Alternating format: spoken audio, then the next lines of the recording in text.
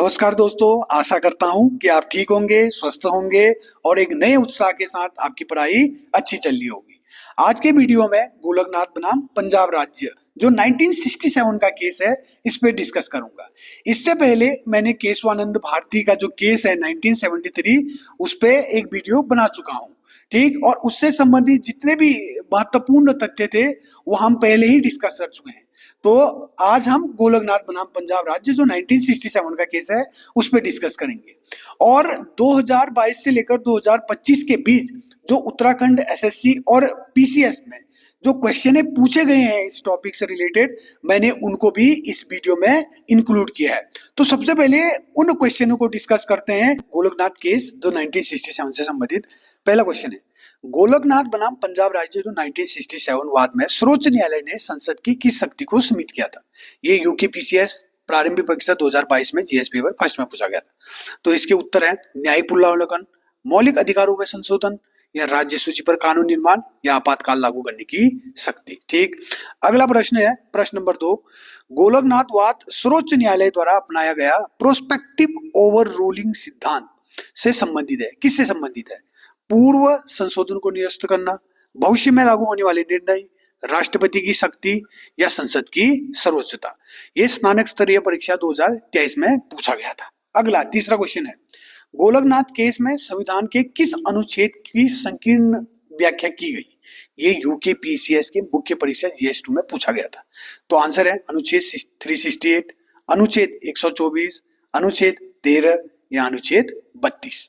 अगला last question है आज का, गोलकनाथ निर्माण निर्णय के बाद संसद ने अपनी संशोधन शक्ति पुनः स्थापित करने हेतु कौन सा संविधान संशोधन किया था? ठीक, ये यूके एसएससी के पटवारी और लेखपाल परीक्षा 2024 में पूछा गया है। तो आंसर क्या है इसके?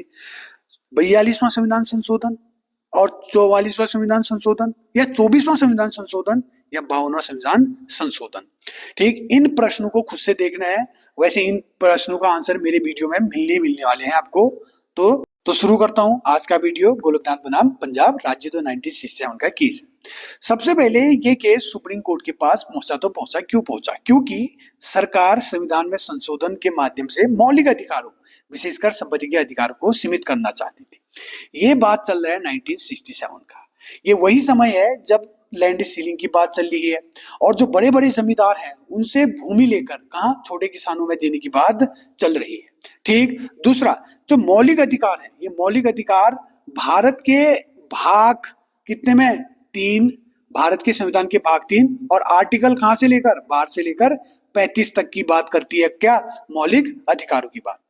44वां संविधान संशोधन, जो 44वां संविधान संशोधन है 1978, इससे पहले जो संपत्ति का अधिकार था वो एक मौलिक अधिकार था। जो 44वां संविधान संशोधन 1978 हुआ, उसके बाद जो संपत्ति का अधिकार था एक कानूनी अधिकार रह गया। कितने आर्टिकल में? 301 में, 300A में। ठीक, तो यही जो संपत्ति का अधिकार था इसको सीमित करना चाहती थी कौन? संसद।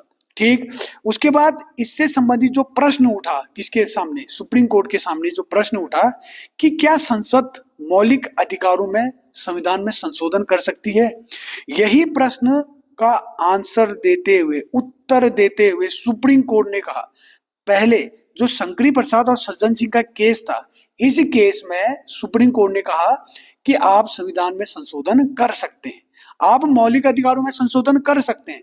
लेकिन गोलकनाथ निर्णय में सुप्रीम कोर्ट ने एकजुट होकर कहा कि आप मौलिक अधिकारों में संविधान में संशोधन नहीं कर सकते हो, नहीं कर सकते हो। इस केस का संविधान पर क्या प्रभाव होगा? पहला यही कि मौलिक अधिकारों पर आप संविधान संशोधन नहीं कर सकते थे। ठीक, मौलिक अधिकार जो कि संविधान के भाग किसमें दिया है? 3, आर्टिकल कितने से लेकर? 12 से लेकर 35 तक की बात करता है मौलिक अधिकार। तो सुप्रीम कोर्ट ने कहा कि आप कौन? संसद मौलिक अधिकारों पर आप संविधान संशोधन नहीं कर सकते। अगला कि जो आर्टिकल 13 है वो कानून बनाकर संसद इस आर्टिकल 13 को कम या छीन नहीं सकती। अगला जो आर्टिकल 368 है, आर्टिकल 368, यही आर्टिकल 368 क्या करती है? संविधान में संशोधन की शक्ति देती है संसद को। ठीक। अगला, मौलिक अधिकार सर्वोच्च है। संविधान इस निर्णय के बाद सर्वोच्च न्यायालय ने कहा कि जो मौलिक अधिकार है वो सर्वोच्च है। ठीक, आप इन पे संविधान में संशोधन नहीं कर सकते। अगला, जो संविधान संसद की जो संविधान में संशोधन करने की शक्ति है इसको कम कर दिया। इसको क्या कर दिया? कम कर दिया। और एक निर्णय आया इसके बाद प्रोस्पेक्टिव ओवर रूलिंग का।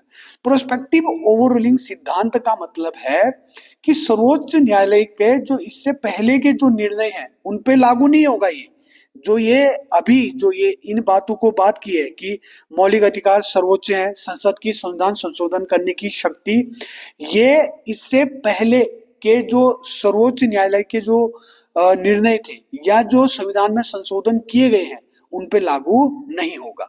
ये जो प्रोस्पेक्टिव ओवर रूलिंग का सिद्धांत है ये भविष्य में आने वाले संविधान संशोधनों पर लागू होगा।